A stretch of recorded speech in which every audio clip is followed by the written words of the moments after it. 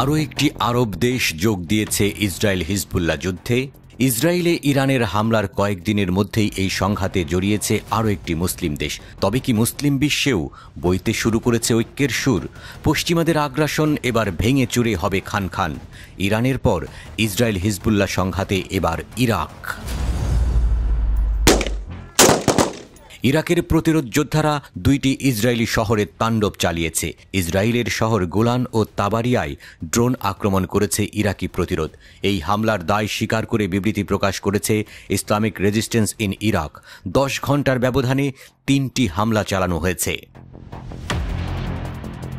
Al-Quds নেটওয়ার্কের মতে ইরাকের ইসলামিক প্রতিরোধের বিবৃতিতে বলা হয়েছে, আমরা একটি উন্নত ড্রোনের মাধ্যমে অধিকৃত ফিলিস্তিনি ভূখণ্ডের দক্ষিণে একটি লক্ষ্যবস্তুতে আঘাত করেছি।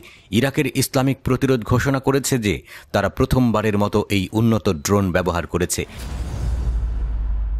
এই বিবৃতির ধারাবাহিকতায় জোর দিয়ে বলা হয়েছে, আমাদের মুজাহিদিনরা আরও তীব্রতার সাথে শত্রুর অবস্থান লক্ষ্য করতে এই নতুন ড্রোন ব্যবহার করতে থাকবে। গত কয়েক মাস ধরে ইরাকি প্রতিরোধ যোদ্ধারা দখলকৃত ফিলিস্তিনের দক্ষিণে অবস্থিত ইলাতের সংবেদনশীল এবং গুরুত্বপূর্ণ লক্ষ্যবস্তুকেও টার্গেট করেছে।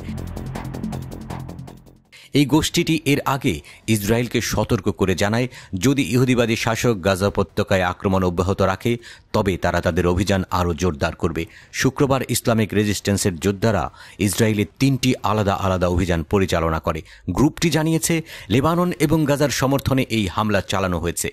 তবে এই হামলায় কোনো হতাহত হয়নি বলে প্রতিবেদনে জানানো হয়েছে। সাম্প্রতিক এই হামলা মধ্যপ্রাচ্যের ক্রমবর্ধমান উত্তেজনার মধ্যে নতুন করে আরও অস্থিরতা সৃষ্টি করছে বলে মনে করছেন বিশ্লেষকরা।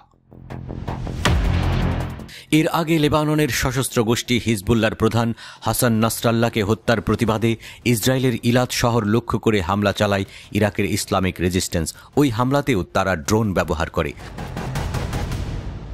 যুক্তরাষ্ট্রকেও কঠোর হুঁশিয়ারি দিয়েছে ইরাকের ইরানপন্থী সশস্ত্র গোষ্ঠী রেজিস্ট্যান্স কোঅর্ডিনেশন কমিটি। গোষ্ঠীটি বলেছে, ওয়াশিংটন যদি ইরানে হামলা চালাতে ইসরায়েলের সাথে যোগ দেয় তাহলে তারা ইরাকের মার্কিন ঘাঁটিগুলোকে লক্ষ্যবস্তু করবে।